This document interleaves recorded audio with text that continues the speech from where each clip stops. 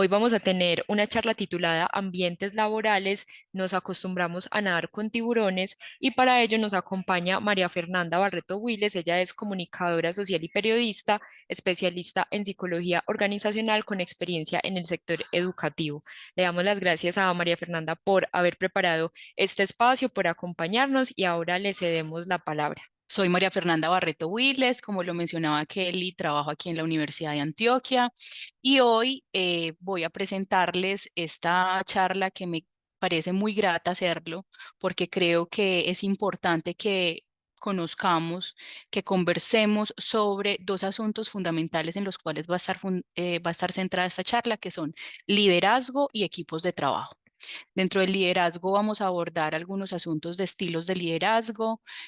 También vamos a abordar por qué todos y todas las personas podemos ser líderes en algún momento de la vida. Y la segunda parte va a estar orientada a equipos de trabajo. Eso quiere decir unas recomendaciones para tener ambientes o entornos saludables dentro de los equipos de trabajo. Entonces, bueno, como ya saben y ya me presenté, soy María Fernanda Barreto Wiles, comunicadora social periodista, especialista en psicología organizacional y desde hace más o menos 11 años trabajo en la Universidad de Antioquia. En varias dependencias he tenido la oportunidad de trabajar. Bueno, entonces, en primer lugar, es importante aclarar algo y esto lo hago porque recibimos un comentario y me parece respetuoso responder sobre ese comentario porque la charla se titula Nos acostumbramos a nadar con tiburones y por qué hacemos la analogía con los tiburones. Precisamente porque puede estar en el imaginario y de pronto no es la representación mejor utilizada dentro de la fauna, pero sí es importante hablar de ambientes de trabajos hostiles. Entonces, cuando hablamos de tiburones, este término ha sido muy utilizado en el entorno organizacional o en el entorno empresarial para hablar de ambientes de trabajo agresivos, competitivos y que a veces pueden resultar hostiles. Esto genera ciertas frustraciones en las personas que integran los equipos de trabajo. Entonces, es una realidad con la que nos enfrentamos. Hay personas que se convierten en mm, integrantes del equipo demandantes, pueden ser líderes. Aquí no solamente vamos a centrarnos en hablar de los líderes y de los errores que pueden cometer dentro de su liderazgo, sino también que todos como seres humanos integramos unos equipos de trabajo y que podemos tener en algunos momentos actitudes demandantes, que esto implica que dentro del equipo, dentro del entorno laboral, se generen algunos factores que pueden ser hostiles o frustrantes a la hora de interactuar. Vamos entonces a ver este video que me parece muy interesante. Es de Mónica Esqueva. Ella es una de las pioneras en la introducción del mindfulness en las organizaciones en España.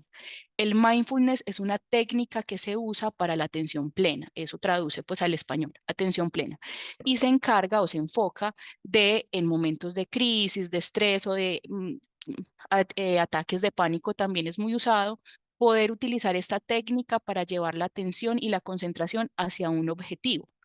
Poder analizar los sabores, los olores, los pensamientos, pero adicional, esta técnica también combina o mezcla la respiración. Entonces vamos a escucharla porque además hace un aporte muy interesante sobre el tema de la competitividad en los entornos laborales. Desde pequeños nos han inculcado que estamos en un mundo feroz, cruel, que estamos en competición, que estamos en competencia, que si no nos adelantamos, el otro se va a adelantar y nos va a quitar lo que queremos, lo que deseamos. Con lo cual, los demás nos se convierten en una especie de enemigos potenciales. Y eso hace que siempre tengamos que estar con la armadura puesta, con la lanza, subidos al caballo. Es como la vida es una guerra. Y los demás son los potenciales enemigos. Y si estamos en esa lucha permanente, eso es lo que vamos a emanar, consciente o inconscientemente. Y vamos a buscar gresca. ¿Por qué? Porque estamos todo el rato en esa carencia. Y por tanto, no vemos que podemos dar la mano al otro. Y el altruismo, la cooperación, la contribución, es lo que nos libera de esa cadena de la lucha permanente. El creernos que tenemos que estar defendiendo nuestro terreno, porque si no alguien nos lo va a quitar. Bueno, más adelante voy a conectar esto que ella mencionó, que es una persona que además ha estudiado las organizaciones en España, pero lo voy a unir con una investigación que encontré y que consideré muy importante para esta presentación y habla sobre la suma cero. De esto hablaremos entonces en unos minutos. Por ahora entonces vamos con la primera parte de esta charla. Se trata de hablar de liderazgo. Y vamos a ver este video porque también considero que es importante que lo tengamos como referente. Hay una actividad puntual que menciona o que da a entender el video y que es una manera de poder decir el liderazgo puede ser esa forma o esa manera de imitar a otra persona o de seguirla o hasta qué punto estoy conectado también con mi líder en la organización.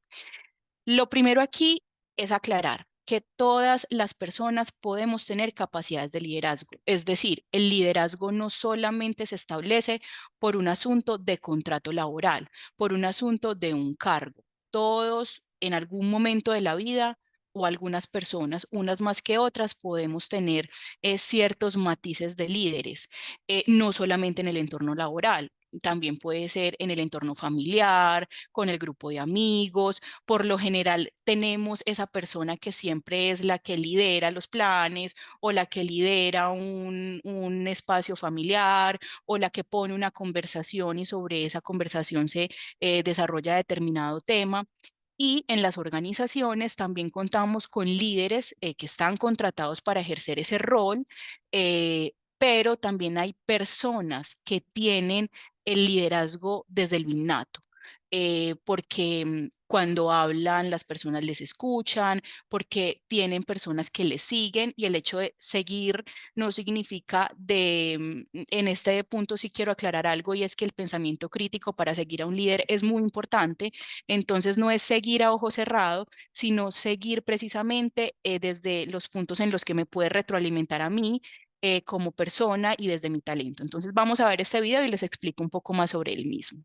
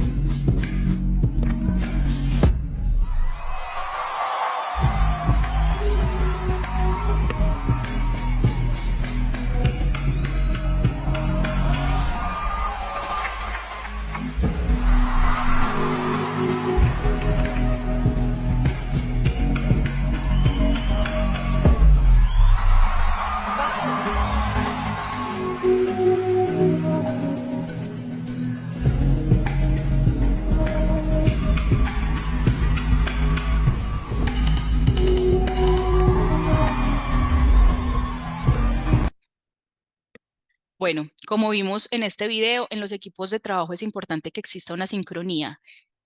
Que hablemos de sincronía no significa que todos vayamos hacia el mismo punto pensando de la misma manera, no. Precisamente en la diversidad de los equipos es donde se encuentra lo mejor, porque la diferencia de pensamiento puede hacer que nos evaluemos muchas cosas como equipo y veamos ciertos vacíos o necesidades de información que requerimos para poder llegar al objetivo que se estableció dentro de la organización o dentro de nuestro equipo de trabajo. No es entonces esa sincronía de seguir y sin mirar a los lados, sino seguir siendo críticos con el proceso, pero de una manera también empática y asertiva, que más adelante les voy a explicar un poco más sobre esos dos asuntos. Entonces, ¿cómo podemos leer también el tema del entorno? Y aquí es importante hablar de algo. ¿Cómo se comporta mi entorno? ¿Qué actitudes se asumen desde el liderazgo con relación a situaciones o hechos que ocurren en determinados espacios? Es decir, es muy importante tener como líderes o como integrantes de un equipo de trabajo qué es lo que ocurre cuando hay un problema en el equipo, cómo se afronta, cómo se hace la retroalimentación. ¿Se habla o no se habla del tema? Prefiere dejarse ahí y después se hace una evaluación exhaustiva que esté un poquito recargada desde el tema emocional, o se aborda el tema desde el principio y se dan líneas claras y retroalimentaciones claras desde el momento uno. Es muy importante entender esto porque eh, hay algo que tenemos, y es que tenemos unas actitudes aprendidas del entorno. Es decir, los equipos de trabajo, las personas, los seres humanos que los conforman, son personas que están hechas desde sus contextos personales, familiares, desde lo que estudiaron también, pero van a entrar a compartir en un espacio un tiempo muy extenso de su vida diaria, y por ende ese entorno laboral se convierte en un entorno importante para la persona, porque no es en vano que pasemos 8 horas, bien sea en teletrabajo, bien sea en oficinas físicas, en espacios físicos, pero sí el tiempo que se comparte es un buen porcentaje del día. Y por eso podemos encontrar ciertos relacionamientos más estrechas, otras no tanto, pero también unas actitudes que aprendemos de ese entorno. Aquí es importante entender el liderazgo, y más adelante lo voy a explicar con los estilos de liderazgo, tiene unas características propias de la persona, pero también hay unas características que se deben ir construyendo, que se deben ir puliendo, que se deben ir estudiando. Pero dentro de las características propias hay algunas que son las habilidades blandas. Estas habilidades blandas nos dicen cómo soy yo en mi relacionamiento con el otro, qué genero para que ese relacionamiento se dé de una manera próspera. Y próspera no significa que todo sea feliz y que no haya conversaciones incómodas, todo lo contrario, va a haber conversaciones incómodas, pero dentro de ese relacionamiento de mis habilidades blandas, cómo son mis relaciones interpersonales, cómo ha sido, por ejemplo, mis años de trabajo, laborales, y cómo puedo tener esa capacidad de llegar a acuerdos. Las habilidades blandas hablan de varios factores. Son muchos, pero hoy me voy a enfocar en 3 factores. El liderazgo, que es el tema que estamos abordando, y cómo un líder con esas habilidades blandas motiva y guía a las personas de su equipo. El pensamiento crítico, que ya lo he mencionado en varias ocasiones en esta intervención que he realizado, y es cómo podemos asumir la postura, tanto líderes como equipos de trabajo, de un pensamiento crítico. ¿Qué significa un pensamiento crítico? Investigo, voy a buscar información, analizo esa información y tomo decisiones argumentadas, o explico por qué no estoy de acuerdo con algo de una manera argumentada. Y como tercer punto, la empatía, porque de nada nos sirve tener un pensamiento crítico si no somos empáticos con nuestro entorno. Eso significa ponerse en el lugar del otro, escuchar para no juzgar, entender que en los equipos de trabajo somos como una relación de pareja. Un día algunos van a dar el 20% y otros van a dar el 80%. Y otros días va a ser al revés. Los que dieron el 20% hoy, mañana pueden dar el 80% y los otros pueden dar el 20%. La idea es que el equipo pueda complementarse en esos momentos difíciles y reconocer algo muy importante: somos seres humanos y todos los días no vamos a estar en un nivel igual. Vamos a tener altibajos. Pero la idea es que esos altibajos se puedan llevar o se puedan apoyar dentro del mismo equipo de trabajo, y que las personas que en algún momento apoyaron, cuando presenten un altibajo, también puedan sentirse apoyadas por esas personas del equipo de trabajo. Aquí entonces entro ya a explicar un poco los estilos de liderazgo. Hay varios estilos de liderazgo, pero hay 2 particularmente con los que considero en la actualidad podemos sentirnos muy motivados, o podemos sentirnos conectados. El primer estilo de liderazgo es el autoritario. Este estilo de liderazgo es impositivo, establece ciertos parámetros y reglas de obediencia, hay una comunicación vertical, se maneja piramidal, está entonces en la cúpula de la pirámide demás y simplemente bajan la información en cascada para que el resto la reciba y lo haga tal cual se le explica o se le indica. Hay un alto énfasis en el desempeño laboral, pero bajo en la persona. O sea, son líderes que por lo general dicen, no sé, pero he escuchado en algunos casos, desde que cumpla, no me interesa cómo esté emocionalmente.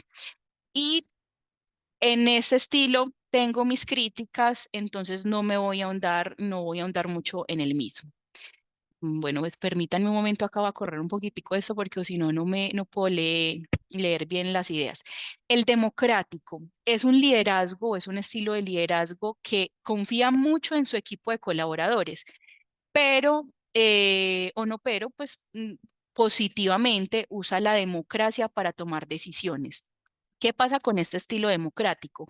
Hay que poner un límite, porque no todas las decisiones se pueden tomar en equipo. Es decir, si hay una decisión de último minuto que me necesita de mi atención, de mi análisis en este momento, no puedo esperar a reunir todo mi equipo de trabajo para que analicemos esa situación, porque es que es una situación crítica y hay que entrar a analizar la decisión ya. Entonces, en ese caso, debemos poner el límite cuando somos líderes democráticos o muy democráticos, cuando se consulta y cuáles cosas puedo tomar de decisiones como líder. Hay un tercer estilo de liderazgo que es el laissez-faire o dejar ser, que da libertad absoluta. Es el estilo de liderazgo que no tiene autoridad o no es autoritario, por decirlo así. Sí puede tener autoridad, pero es poco autoritario. Da mucha confianza también a su equipo de trabajo, pero no hace trazabilidad del proceso.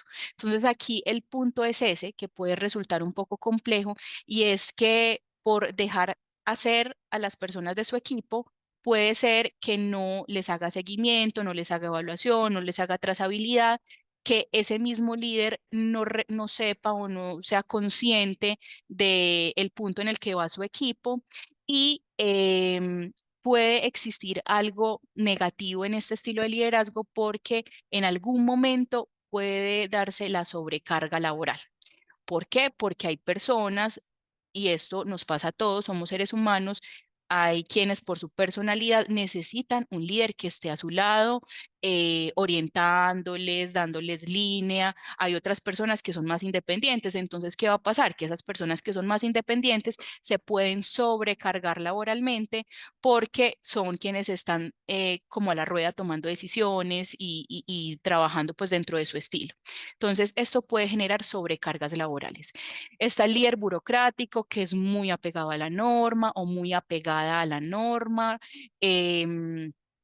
sabe cuál es su cargo, sabe cuáles son sus funciones, es muy consciente de eso. Entonces, es un líder que pone muy bien su límite dentro de lo que está en el contrato laboral, lleva muy bien la norma de la organización a lo que hace su equipo, pero en este caso puede generar traumatismos en cuanto a tiempos, porque puede exigir que las personas y su equipo de trabajo estén constantemente dándole retroalimentación de los temas y que las decisiones se tomen con él o con ella para no sobrepasar esas normas del entorno o de su empresa.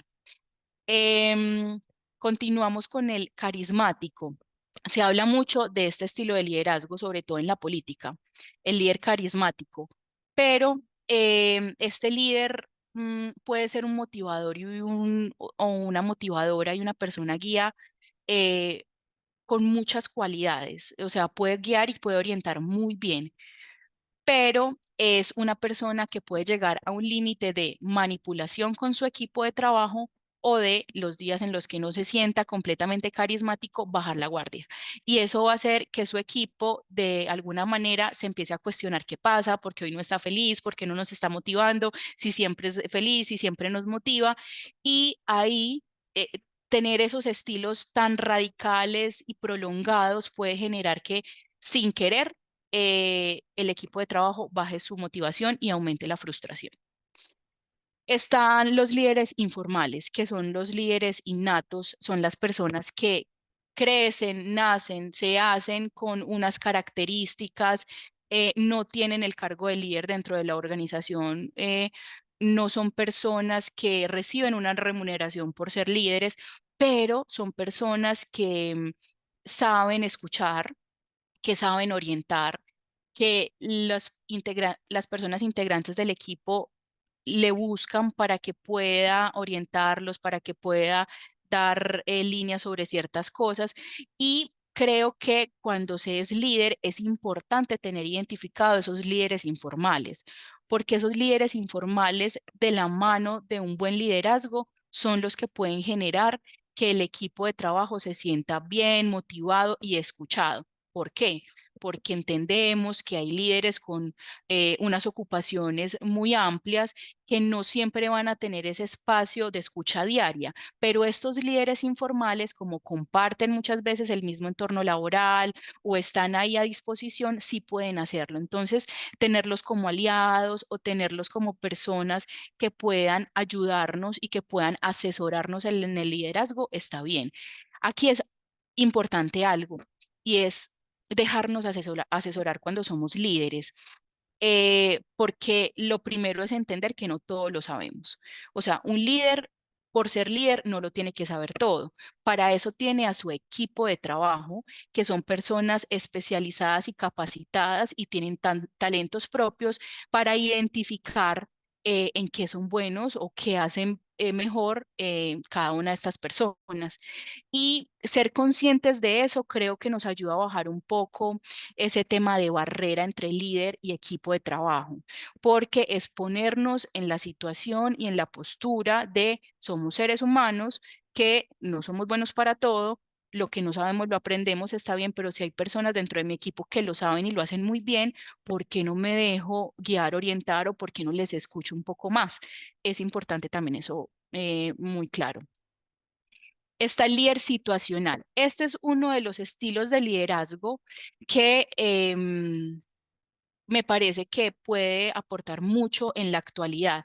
¿Por qué? Porque vivimos en este momento entornos organizacionales cambiantes. O sea, el entorno con el que iniciamos el 2019 no fue el mismo entorno por el que pasamos en el 2020 desde un confinamiento, no ha sido el mismo entorno de pospandemia 2021-2022 y no es el mismo entorno que vivimos del año pasado para acá. Son entornos cambiantes y no son cambios sutiles, son cambios fuertes, drásticos. Este tipo de liderazgo lo que hace es que no tiene un estilo de liderazgo puntual, sino que adopta varios matices de los estilos de liderazgo que les acabo de mencionar y lo pone en práctica con base en la situación que viva la organización. Este estilo de liderazgo es muy bueno, pero sí puede tener algo que puede complejizarlo un poco, y es que puede ser que el líder no reconozca cuál es su propio estilo o no le imprima un estilo personal al liderazgo. Y ahí también es importante que un líder imprima su estilo personal en lo que hace como líder, porque eso le hace permitir ser un poco más más espontáneo en ciertos momentos, no verse como tan impostado en ciertos espacios. Em, y hay otro asunto y es que pueden ser líderes, los líderes situacionales que improvisen. Y la idea no es improvisar en el liderazgo, la idea es planear y ser organizados. Entonces, esto combinado con una buena planeación, con objetivos claros, con lineamientos claros, con momentos de diálogo con su equipo, puede ser muy positivo. Hay otro liderazgo que es el transaccional. Este estilo suele ser muy de en qué te comprometes para que yo sea un buen líder. Esa palabra de bueno y malo no me gusta casi usarla porque en realidad todos tenemos un poco de las dos cosas, pero sí es como lo que tú consideras que pueden ser beneficios, yo te los puedo entregar si tú te comprometes a. Entonces, son líderes que van muy de la mano con los beneficios, entonces lo hiciste bien, tienes tu día libre, entonces lo hiciste bien, entonces hoy todos salimos temprano, entonces, pero va a llegar un momento en el que los beneficios se van a acabar o ya los beneficios van a ser parte del paisaje, ya se han dado tanto que las personas lo ven como algo normal. Y ahí es cuando puede pasar esa cuenta de cobro este estilo de liderazgo. Entonces, es importante que esas recompensas se puedan dar, pero en momentos específicos y de verdad porque se deben entregar, no pues darlas en cualquier momento. Y este es el segundo estilo de liderazgo con el que me parece que es de los mejores.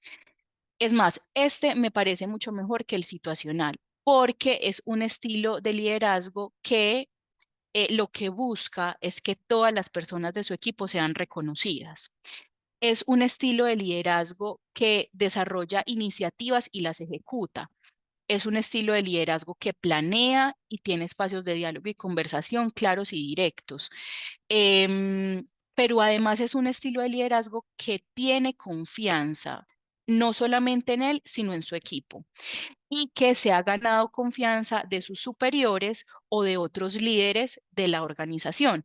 ¿Eso qué significa? Que va a ser más autónomo en la toma de decisiones, porque cuando existe un liderazgo que no tiene confianza o que su equipo no confía en él o que los superiores o hay otros líderes que no confían en él, se va a sentir un poco más maniatado a la hora de ser autónomo en las decisiones. Por lo general, estos líderes como son eh, tan organizados, planean todo, son rigurosos, los superiores o las personas que lideran otros equipos de trabajo suelen delegarle asuntos, dejar que ellos lo realicen y simplemente esperar informes o esperar si hay algún asunto en el que puedan intervenir puntual. Pero son personas que tienen independencia, tienen autonomía, les gusta además exaltar a su equipo de trabajo, entienden que ganar es no solamente yo como líder, sino también todo mi equipo y gana la organización, que eso es muy importante. No solamente gana este equipo, sino que la organización va sumando.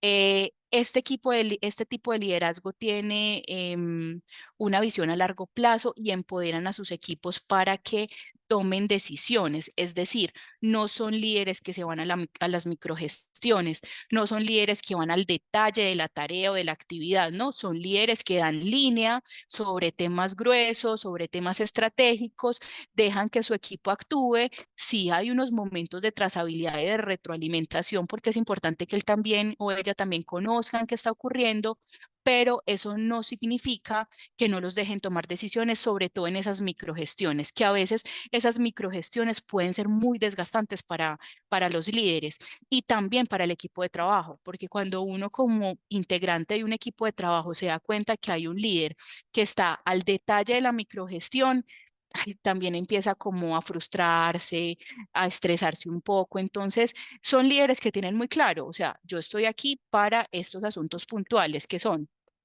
orientar a mi equipo, dar línea, hacer retroalimentación, ser claro, intervenir cuando requieran, cuando yo identifique, no solamente cuando ellos me digan, sino cuando yo también identifique que debo intervenir y claramente darles y empoderarlas para que puedan dar su criterio, su punto de vista, para que puedan ser críticos de un proceso. Bueno, aquí hay otro punto muy importante que quiero y era la investigación o es la investigación que les comenté al principio cuando vimos el primer video y es sobre qué es lo que se piensa sobre la suma cero. Por eso lo titulé así, ¿sumamos cero o sumamos en equipo? Entonces, Heman Kakar es profesor de Administración y Organizaciones de la Universidad de Duke. Y Niro Sivanathan es profesor de Comportamiento Organizacional de la Escuela de Negocios de Londres. Ellos sacaron en 2021 una investigación que contó con 147.780 observaciones. ¿Ellos qué encontraron en esta organización? Primero, determinaron algo y es que los líderes dominantes existen y los líderes dominantes imponen su interés por encima de los intereses de la organización. O sea, ni siquiera es por encima de los intereses de su equipo de trabajo, sino de la misma organización. Y esto puede incidir a que las personas que integran su equipo de trabajo empiecen a tener un trabajo individualista, no a pensar en colectivo ni a pensar en comunidad. Entonces, esto puede significar que como en todos los equipos de trabajo, hay personas que se sienten más identificadas con el líder, otras que no tanto. Los que no se sienten tan identificados con el líder se van a sentir solos, no se van a sentir acompañados, y las personas que obviamente el líder ha identificado que hacen parte pues como de su aprecio van a sentirse más fuertes y más identificadas y más empoderadas. Aquí pasa algo, y es que esto es algo que ocurre y es una realidad. En los equipos de trabajo pueden existir jerarquías. No son jerarquías que están dentro de un manual, no son jerarquías que están dentro de un contrato, sino que son jerarquías que socialmente se dan, pues así como se da socialmente la jerarquía dentro de del grupo de amigos. Uno tiene amigos con los que ya sabe, a este le cuento las cosas, este me aconseja, con esto solamente me voy de fiesta y ya. Lo mismo puede ocurrir en el equipo de trabajo. En un equipo de trabajo hay jerarquías y a veces cuando existen líderes dominantes, esas jerarquías se dan más por aprecios o por sentimentalismos que por asuntos de verdad argumentados, que por asuntos profesionales o laborales. Y eso existe. Entonces, dentro de esas jerarquías, puede existir la suma cero, es decir, quienes se sienten muy empoderados o quienes se sienten que están dentro del aprecio de ese líder dominante, puede ser que tomen la actitud de no apoyar a quienes no tienen ese aprecio del líder dominante. ¿Y eso qué va a generar? Trabajos más individualistas, no pensarse en equipo, no trabajar por el objetivo de la organización, sino por el objetivo personal, pero sobre todo algo, y es que eso puede generar un nivel de frustración y de soledad en las otras personas. Además que se empieza a identificar, pues, qué es lo que pasa, porque hay diferencias en el trato. eh, no está mal que haya diferencias en el trato en el sentido de, voy a explicar esto muy bien para que se me entienda, que hay un líder que normalmente puede compartir espacios personales con otras personas de su equipo. Eso está bien, eso puede pasar. Pero dentro del asunto laboral y organizacional, ese líder debe asumir una postura crítica con esas personas que también aprecia mucho. Pero para el líder dominante no hay críticas hacia las personas que aprecia, y si hay críticas constantes hacia las personas que no aprecia mucho. Y eso genera que quienes no se sienten muy apreciados van a empezar a hacer cosas, van a empezar a ser como muy competitivos para que ese líder dominante empiece a apreciarlos. Y eso que nos va a generar un embudo muy grande, porque entonces va a haber competencia dentro del equipo de trabajo. Es decir, ahí se puede llegar a la hipercompetitividad. Y la hipercompetitividad lo que nos dice es, aquí no nos ayudamos. Aquí lo que hacemos es que cada uno defienda lo suyo y siga adelante. Y ese no debe ser el pensamiento al final, pues porque somos un equipo de trabajo. O sea, lo que haga yo se complementa con lo que haga el del lado o con lo que haga mi compañero. Entonces, esa cadena o ese sistema se empieza a romper, va a haber fracturas, y eso no solamente va a incidir en el tema de trabajo en equipo, sino también en el tema de relaciones interpersonales. Y ahí es cuando se llega a la suma cero. Es decir, nadie suma porque aquí prima el interés individual de cada uno, y como nadie suma, no somos un equipo. Bueno, para esta segunda parte de la charla, la idea es hablar sobre equipos de trabajo. Ya hablamos sobre liderazgos, que obviamente el estilo de liderazgo es algo que puede marcar a sus equipos, pero también es importante revisar como equipos de trabajo cómo intervenimos y cómo podemos lograr un entorno saludable. Hay unos ejemplos y creo que en algún momento muchos de nosotras hemos vivido esas experiencias en los que, si bien no hay una conexión con el líder, hay una conexión muy fuerte con el equipo de trabajo.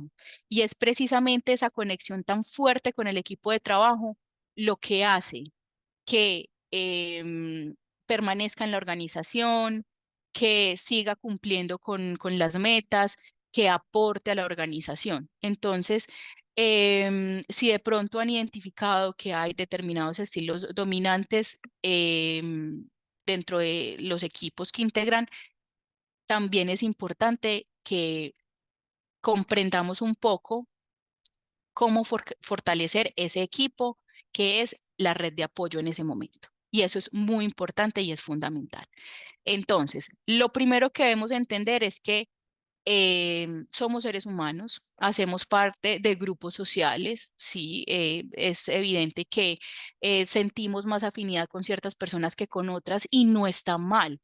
Creo que en algún momento el tema de posibi- positividad extrema nos ha llevado a pensar que está mal de pronto que no nos entendamos con ciertas personalidades y que debemos entendernos con todos y que debemos estar bien siempre y no es así.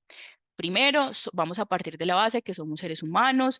Puede haber ciertas personas dentro del equipo con las que no me entienda, no comparto sus maneras de pensar o no comparto sus opiniones o sus argumentos, pero eso no significa que no pueda tener un trato cordial con esa persona. Es decir, es tratar de separar un poco ese tema emocional del tema laboral. Y si en algún caso debo sentarme con esa persona a trabajar, es permitir entender el porqué de esa persona, el porqué de lo que yo pienso y cómo podemos llegar también a un punto medio. Los puntos medios dicen que a veces son muy difíciles, pero entonces no hablemos de puntos medios, sino de acuerdos. ¿Cómo podemos llegar a un acuerdo? Y eso también nos va a ayudar un poco a entender la dinámica laboral, a entender que, bueno, sí, me puedo entender más con esa persona con la que después de trabajar voy, me tomo una cerveza, voy y hago cualquier actividad, y no tanto con esa, pero está bien, o sea, me puedo sentar con esa persona también a trabajar y no pasa nada. Esto debe ser un asunto recíproco, no solamente de mi parte, sino también de parte de la otra persona. Entonces, aquí es importante hablar de algo y es que Henry Tagfeld es un psicólogo social, él desarrolló la teoría de la identidad social y tiene varios fundamentos dentro de su desarrollo. Pero lo primero que nos dice es esto, los seres humanos podemos pertenecer a grupos e identificarnos más con un grupo que con otro. ¿Qué ocurre? Que obviamente cuando estamos dentro de un grupo, partimos a veces de juzgar al grupo contrario o de vernos así como contrarios. Entonces, el otro grupo tiene asuntos morales o principios diferentes a los nuestros, entonces está malo y empezamos a coincidir en el señalamiento. Aquí lo que propongo de esta postura es tener un pensamiento crítico y así estemos dentro de un grupo social o nos identifiquemos con ciertas personas, entender que tenemos nuestra propia manera de pensar y que podemos entender más allá de lo que vemos en nuestro equipo o en nuestro grupo que es con el que nos identificamos y que eso nos permite el pensamiento crítico poder aportar también para que ese grupo que hacemos parte crezca, se fortalezca y pueda haber otros momentos como oportunidades. Entonces, partiendo de esto, la idea es dar unas recomendaciones sobre cómo contribuir a un ambiente de trabajo saludable. Lo primero es comunicarnos.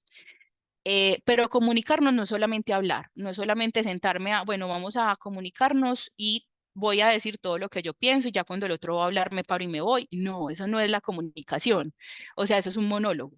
Lo que vamos a hacer es, vamos a comunicarnos con la disposición de observar, escuchar y hablar y tener tiempos claros para hacerlo. No, no anteponernos a la palabra del otro, no interrumpir constantemente dentro de una discusión, dejar que el otro se exprese, que la otra persona se exprese y saber que yo también voy a tener mi tiempo para expresar.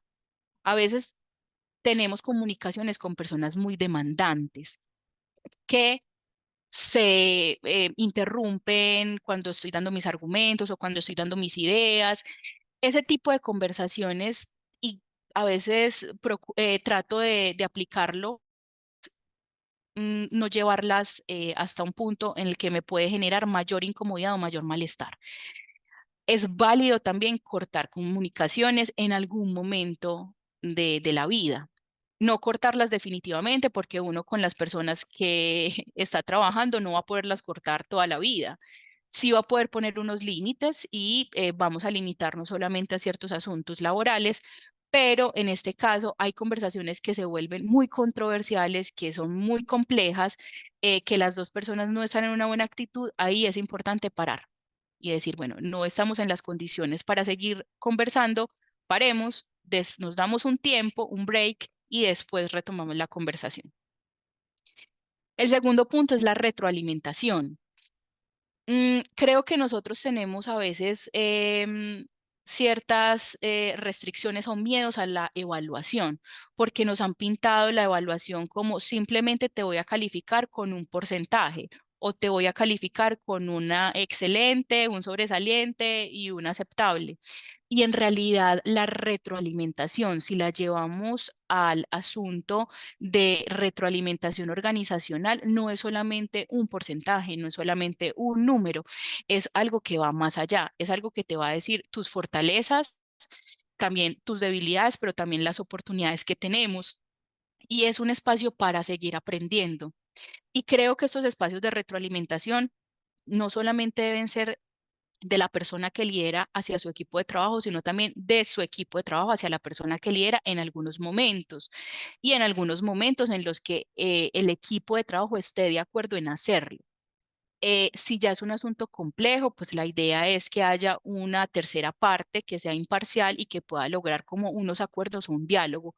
Lo principal con esto es que ojalá siempre logremos un espacio de acuerdos, un espacio en el que se nos permita hablar, sentirnos escuchados y escuchadas y permitamos también que la otra persona hable y nos diga las cosas. Para esto hay una técnica que es la técnica del sándwich. Cuando ustedes la busquen, es una técnica que en algunos casos ha sido también criticada, pero por unos asuntos que les voy a exponer al final. ¿En qué consiste esta técnica del sándwich? La idea es decir dos cosas positivas y una crítica, y la crítica va en la mitad de los dos asuntos positivos. ¿Qué pasa? Porque ha sido criticada, porque esta técnica del sándwich suele verse muy positivista y esto puede generar que el mensaje, claro, no llegue a la persona con la crítica, que al final es lo que queremos también, que esa persona pueda empezar a trabajar. Entonces, se puede hacer de una manera muy sutil y no abusar de la técnica del sándwich. O sea, la idea no es como para todo voy a usar la técnica del sándwich, no, para momentos críticos, controversiales. Les voy a poner un ejemplo. Hay una persona en la organización que es muy orientada al detalle y eso le ha permitido al equipo no caer en errores. Pero ¿qué pasa? Al ser tan orientada al detalle, suele dar retroalimentaciones un poco bruscas, poco empáticas, un poco complejas. Y eso también ha generado que el equipo genere cierto rechazo a trabajar con esa persona o a tener o a realizar algún informe o a realizar algún espacio conjunto, y al final nos va a afectar también porque es una persona muy buena, pero si el equipo no quiere trabajar con esa persona, entonces no estamos sumando, estamos perdiendo porque ese talento se va a quedar ahí represado porque las demás personas del equipo no van a querer estar ahí trabajando con esa persona. Podemos dar una retroalimentación. Sugiero lo siguiente, ya cada persona puede mirar cómo lo hace. Eres una persona muy orientada al detalle y eso nos ha permitido no caer en errores, pero también entendemos que a veces sueles tener cierto tipo de relacionamiento complejo con el equipo de trabajo. Hay personas que nos han manifestado esto, entonces quisiéramos que esa atención al detalle que tienes la puedas empezar a manejar también con un poco de asertividad a la hora de integrarte con tu equipo de trabajo, porque sabemos además que esto es lo que ha permitido que como equipo realicemos tareas, seamos aplaudidos en muchos espacios y podamos mejorar procesos que antes no teníamos fortalecidos. Eso puede ser una manera sutil de decir esos asuntos buenos, como vieron, estuve combinando asuntos positivos con crítica, asunto positivo con crítica, pero haciendo énfasis también en el tema que se debe mejorar. Y creo que al final, cuando hay un pero, hay a muchas personas que no les gusta usar la palabra pero el cerebro sí entra en una tensión diferente cuando está el pero. Esa palabra hace que el cerebro nuevamente se active y que podamos tener o podamos captar entonces el pero que sigue, ¿cierto? Bueno, está el tema de empatía, la importancia de no olvidar que todos y todas tenemos momentos buenos, tenemos momentos malucos, tenemos días buenos, tenemos días malos y que las personas con las que trabajo también pueden tener esos momentos. Entonces es un poco ponernos en los zapatos del otro, conocer los contextos de las personas que están en mi entorno de trabajo. Em, Aquí también hay un asunto y es el tema de límites. No necesariamente la empatía es no poner límites. La empatía también es poner límites de una manera tranquila y de una manera que pueda permitir la asertividad. Entonces, es ser empático con las personas de mi equipo de trabajo, es que se sientan escuchados, valorados, es que pueda entender que sus contextos o su condición en ese momento no es igual a la mía y que hay momentos en los que yo no le puedo exigir el 100% a todas las personas porque tampoco yo me lo puedo exigir. No es coherente y vamos a un punto de autoexigencia cuando queremos dar el 100% todos los días. Eso no puede ser. Pero tampoco podemos permitirnos darnos el 20% todos los días. Tiene que ser un asunto un poco equitativo y justo. Entonces, en ese caso, también si hay una actitud compleja, es poner el límite a través de la comunicación, del diálogo, como lo expliqué en el punto 1, y decir, bueno, aquí ya tenemos que hablar esto, me siento de pronto un poco incómodo, incómoda con tu actitud, comprendo por el momento en el que estás pasando, pero esto no me parece correcto. Me parece que puede ser un asunto complejo más adelante y prefiero hablarlo. Eso puede también potenciar ese tema de la empatía. Preguntar. A veces en los equipos de trabajo asumimos mucho más que preguntar. Y el cerebro es un órgano bellísimo, pero también nos hace sobrepensar muchas cosas y nos hace tener unas posturas de en tiempos de ocio o de no hacer nada, entrar a reflexionar sobre el día con más detalle en lo que pasó que para nosotros fue malo o que nos hizo incomodar. Entonces, ay, tal persona me miró mal, pero entonces ayer también me dijo esto, pero entonces antier hizo esto, le caigo mal. Ah, qué pereza. Entonces están las personas que obviamente no les gusta caerle mal a las personas y las otras que dicen, no, y si le caigo mal no me importa, pero nunca preguntamos, o sea, siempre asumimos por una mirada o por una frase o por una palabra que le caemos mal a la persona o que no nos podemos relacionar de una buena manera. Preguntemos, preguntemos, mira, ayer vi esto en ti, pasa algo, cuéntame, ¿qué podemos hacer? Preguntar es muy válido. Las preguntas nos dan conocimiento y nos dan aprendizaje. Cuando preguntamos por algo que no conocemos y nos lo explican, ya entendemos puntos y eso nos permite bajarle un poco a los niveles de angustia, de estrés, de desesperación. La autoevaluación. Esa autoevaluación es importante porque es podernos eh, poner en un punto de reflexión hacia nosotros mismos, saber qué es lo que debemos cambiar, mejorar, tener muy claro en qué tampoco somos muy buenos y en qué somos buenos, porque creo que cuando hay un tema de autoevaluación muy clara, muy a detalle, cuando nos conocemos bien o tratamos de hacer esa reflexión, es más tranquilo al momento en el que otra persona nos hace la evaluación, porque ya lo tenemos identificado, porque ya somos conscientes de que eso sí pasa y puede ser que ya lo estemos trabajando. Entonces, en una evaluación puede ser como, me confirman algo que yo ya había visto en mí y lo estoy trabajando de esa manera, porque la idea de la autoevaluación no es como, ah, sí, yo soy así. Bueno, ok, soy así, pero si eso me está afectando en mi relacionamiento con las otras personas y hasta en mi relacionamiento conmigo mismo, ¿qué es lo que puedo hacer para mejorarlo? ¿Qué cartas voy a tomar en el asunto? Soy consciente de eso y cómo lo voy a tratar de mejorar, de matizar, porque obviamente tenemos unos rasgos de personalidad particulares y sí podemos matizar ciertos rasgos, no los vamos a eliminar porque a veces hay rasgos que se toman como negativos y son positivos en algunos momentos. Entonces, ¿cómo puedo matizar esos rasgos para que eso que se supone que es negativo no siempre salga, sino que salga en los momentos en los que debo sacarlo? Bueno, aquí es importante algo y es el reconocimiento. El reconocimiento no siempre es lo estás haciendo súper bien, no hay nada para mejorar, no, también es importante reconocer que las personas en algún momento se tienen que sentir escuchadas y validar esas emociones.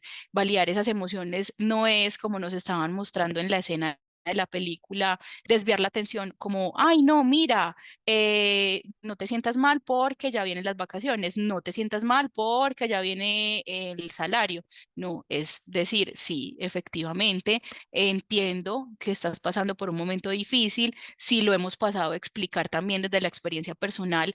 Algo que resulta muy positivo en estos espacios es hablar desde experiencias propias.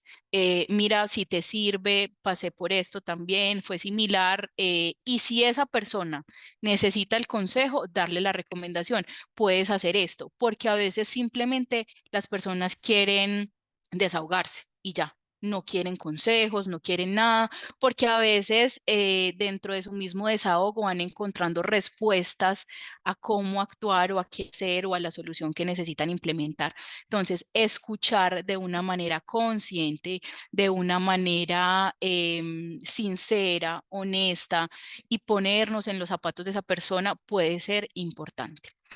El tema de creatividad es promover espacios de creación entre equipos, es poder lanzar ideas. Por eso les decía que el estilo de liderazgo transformacional me gusta mucho, porque son líderes que por lo general proponen esos espacios no solamente de crear juntos y juntas, sino también de capacitarse, de mirar entonces esta persona le gusta hacer esto, voy a tratar de mirar cómo ampliar ese conocimiento, y esos espacios de creatividad son necesarios. Simplemente una lluvia de ideas, no necesariamente tiene que ser un taller súper estructurado, no, un espacio para lanzar ideas, puede ser también un tema que nos ayude a tener como una válvula de escape de asuntos estresantes laborales y que active nuestra mente. Aprender, el aprendizaje. Como lo mencionaba, las capacitaciones son importantes, son necesarias y a veces no tienen que ser capacitaciones muy costosas. También puedo mirar dentro del equipo de trabajo qué persona tiene como ciertos talentos y preguntarle si estaría dispuesto o dispuesta a generar un espacio de conversación, un espacio de capacitación sobre ese tema. Esto es positivo por algo. El equipo de trabajo va a empezar a ver que hay un empoderamiento, va a empezar a ver también que hay un reconocimiento dentro de los equipos y esa persona se va a sentir reconocida, y el reconocimiento es uno de los beneficios intrínsecos que las organizaciones deberían dar.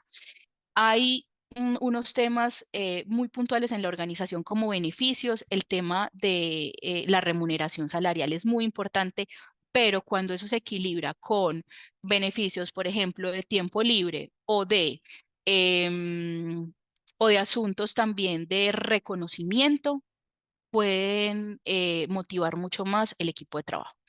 El seguimiento es necesario. A veces estamos de pronto en equipos en los que se suele improvisar, y particularmente, esto es un asunto y una percepción personal, la planeación es muy importante.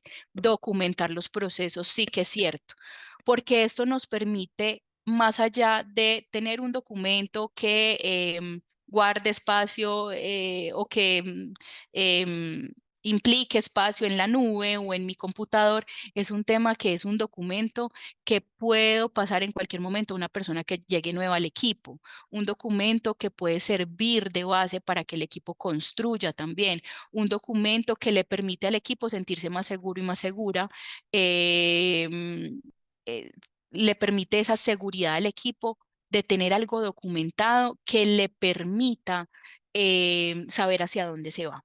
Entonces, no solamente es la planeación, no solamente son los objetivos, no solamente los roles, no solamente son las funciones claras, no solamente son las matrices, también son los informes, el seguimiento, la proyección que se puede hacer y cómo documentar ese proceso. Y para finalizar, los mínimos de convivencia. Somos personas diversas que convivimos en un espacio mucho tiempo. Con esto inicié y con esto termino. El lugar de trabajo es uno de los lugares donde más tiempo pasamos, no solamente en el día, sino a la semana. Las personas que hacen parte del equipo de trabajo son las personas con las que más compartimos, posiblemente después de nuestra pareja o de la persona con la que vivimos.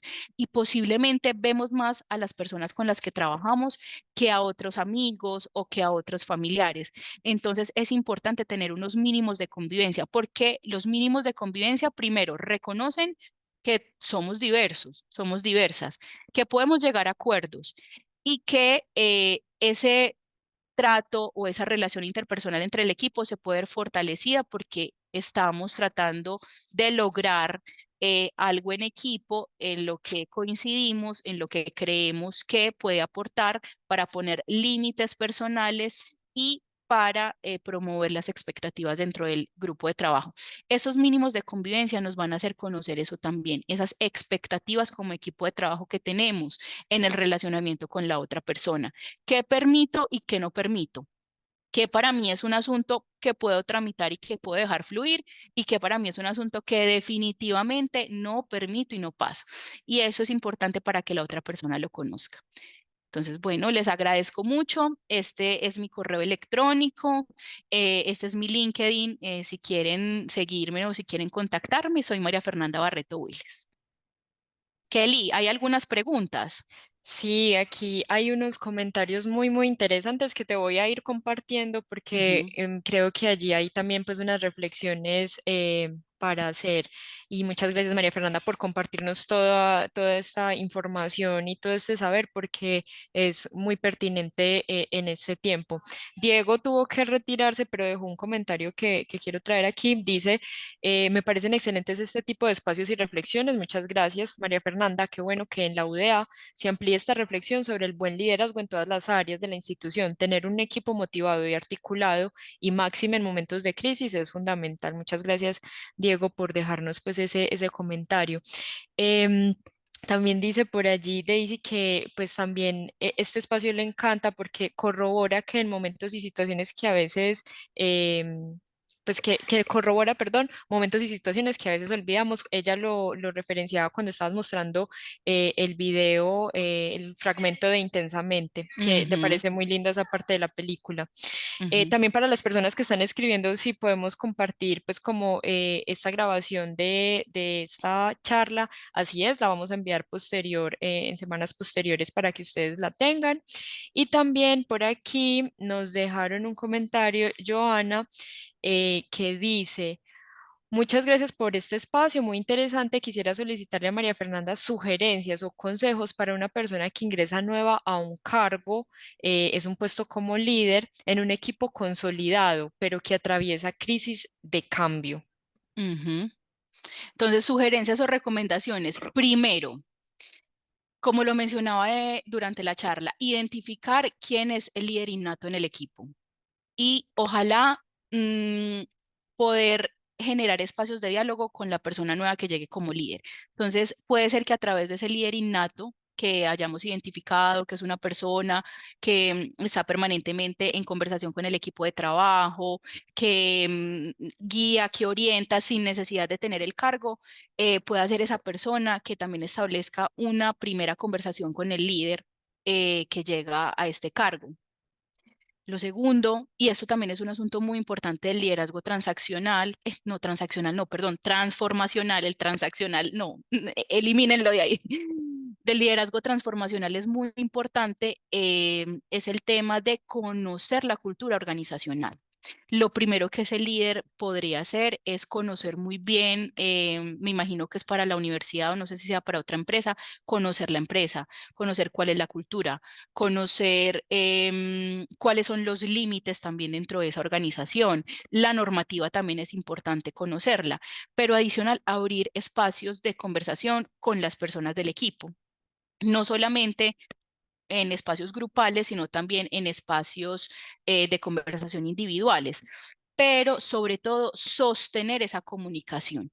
A veces resulta muy difícil cuando llega un líder nuevo al equipo porque obviamente abre esos espacios iniciales, pero después por tiempo suele ser que no los puede seguir llevando a cabo. Entonces ahí por eso es importante con ese líder informal estar muy de la mano trabajando para que sea ese líder informal quien pueda establecer ese diálogo o esos espacios de conversación con el equipo. Puede ser a manera individual y no es traicionar la confianza del equipo, porque puede ser que al líder informal le vayan a dar cierta información adicional que no necesariamente tiene que ser pues que se la pase a detalle al líder, pero sí diciendo como, bueno, veo estos puntos de fractura, veo estos puntos complejos, trabajémoslos juntos. Y cuando es un líder nuevo que no conoce la organización, que llega, puede ser también de otra ciudad, lo importante es entender que el equipo es su principal apoyo. Es con quien se va a sentar a hablar, con quien se va a sentar a conversar y a través de quienes va a conocer la organización. Muchas gracias, María Fernanda. Carolina dejó un comentario que me gustó mucho. Dice, quiero compartirles que no me atreví a compartir la invitación por miedo a dejar la idea de que mi equipo era un mar de tiburones, pero la verdad es que se trata de pautas súper valiosas. Me parece Ujú, también muy interesante como volviendo sobre ese tema también de la vulnerabilidad de los líderes, ujú, ¿cierto? Pues como sí. también son personas, somos personas que pueden estar allí y no dejamos de tener susto frente a tratar ciertos temas. Entonces, qué bueno que lo pones ahí. Muchas gracias. Ujú, Marta puso un comentario, nos dejó un comentario que también muy desde el entorno universitario llama como a una duda que me parece muy ujú, interesante. Me parecen excelentes estos espacios, pero quisiera preguntar, todo lo que se está explicando, me parece muy válido, ¿se puede aplicar cuando se es jefe de programa o de departamento y se tiene a cargo 25 profesores de tiempo completo? Veo que las dinámicas de trabajo y de liderazgo en equipos administrativos son diferentes a equipos académicos, donde el jefe es también profesor, está temporalmente en un cargo, pero que en un futuro una de las personas de las cuales tú eras jefe, más adelante va a ser tu jefe. Además, cuando los profesores son vinculados, titulares y tienen doctorado, manejar niveles de jerarquía es complicado. ujú, sí. Sí, hay equipos complejos y no creo que solamente pase dentro de el público docente o de profesores y profesoras, sino en cualquier equipo. Miren, yo también me he encontrado con personas demandantes dentro de algunos equipos de trabajo y es una constante a veces. Y yo creo que aquí Marta, es que aquí estoy leyendo el comentario, es Marta, ¿cierto? Se llama. Sí, Marta. Marta, bueno, Marta, yo creo que aquí haces una diferenciación de administrativos y profesores, pero resulta que muchas veces dentro de los equipos administrativos también hay profesores de la universidad o personas que fueron docentes durante mucho tiempo.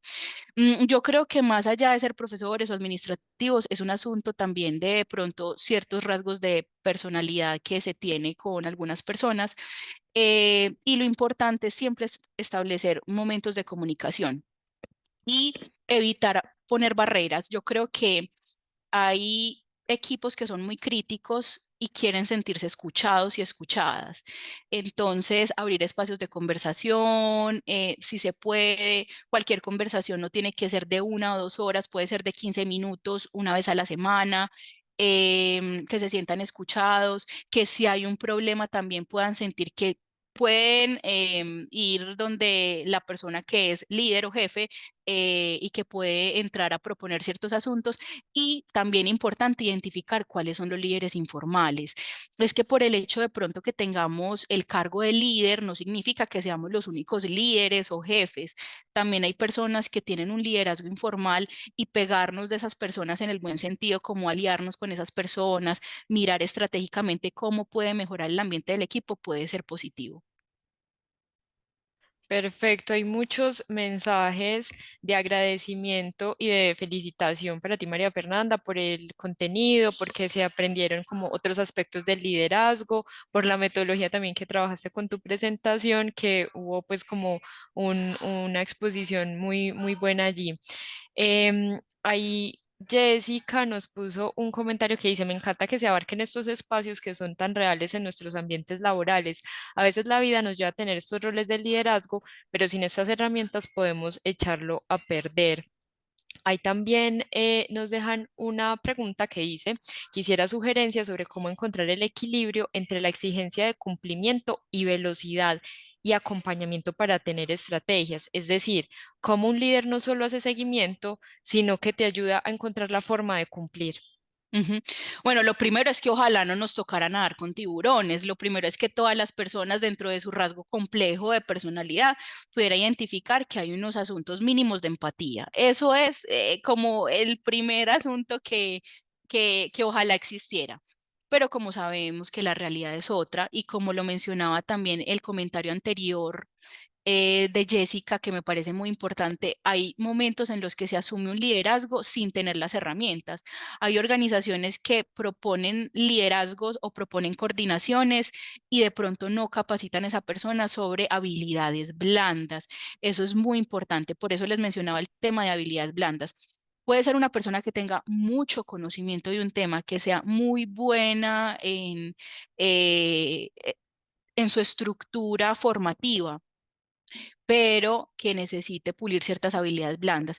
Y con esas habilidades blandas no estoy diciendo que no tenga, o sea, que todo sea positivo. No, lo primero es que todos tenemos luces y sombras, todos tenemos asuntos que debemos mejorar o asuntos que debemos matizar y unos asuntos que debemos potenciar. Y como les decía, hay muchas veces, o en muchas ocasiones, perdón, son positivas esos asuntos que vemos como negativos, porque a veces sí necesitamos poner límites, porque a veces necesitamos de pronto ser un poco más insistentes con ciertas cosas, y ahí es cuando esos asuntos complejos que identificamos pueden beneficiarnos. ¿Qué se ocurre? Que ojalá en las organizaciones existiera como un plan estructurado de acompañamiento a ciertos líderes, un acompañamiento que pueda ser integral, un acompañamiento que no solamente sea desde su espacio académico y formativo, sino también desde sus habilidades blandas, y no solamente para líderes, creo que también para los equipos de trabajo sería muy importante eso. Bueno, no, muchos más elogios por aquí en los comentarios.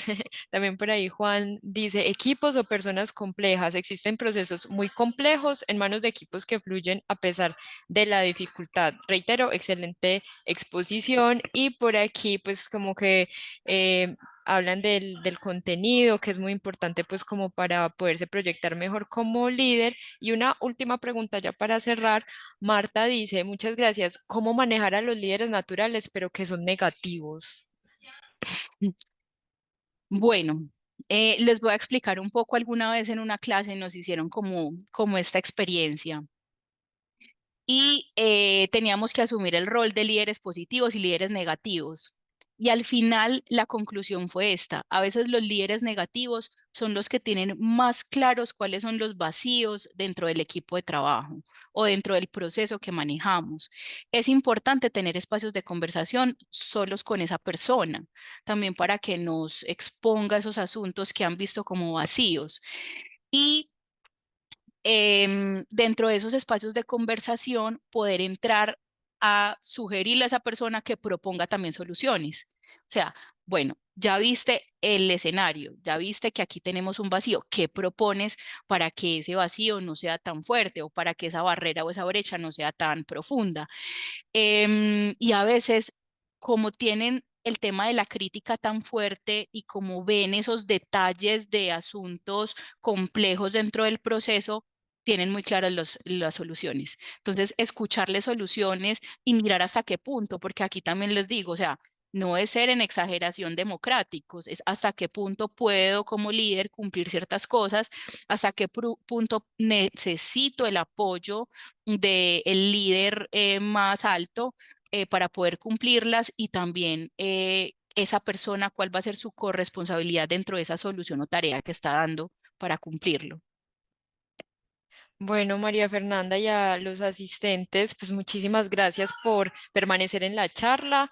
Eh, Tenemos un próximo encuentro de Enseño porque quiero en el mes de noviembre. Vamos a trabajar el libro álbum con una ponente que tiene amplia experiencia en este tema. También les informamos que la charla quedó grabada, como ya les estaba mencionando, y se las vamos a compartir a los correos que ustedes emplearon al momento de registrarse. También recordarles que pueden poner en cualquier buscador Enseño porque quiero para que puedan ver las memorias en el canal de YouTube de UDI Arroba. Pueden seguirnos en Instagram, donde van a poder ver las invitaciones a Enseño porque quiero, pero también a otras estrategias que tenemos desde la Universidad de Antioquia y desde UDI Arroba. A María Fernanda, muchísimas gracias por este espacio tan valioso, por estas herramientas que nos dejaste y que también nos permiten como mejorar mucho más en el ambiente de trabajo de nuestros equipos. Muchísimas gracias, María Fernanda. Ujú. No, gracias a ustedes por el espacio y espero que esto que conversamos hoy pueda servir un poco para su día a día. Como saben, ya ahí dejé mis datos de contacto en caso de que requieran algún asunto adicional.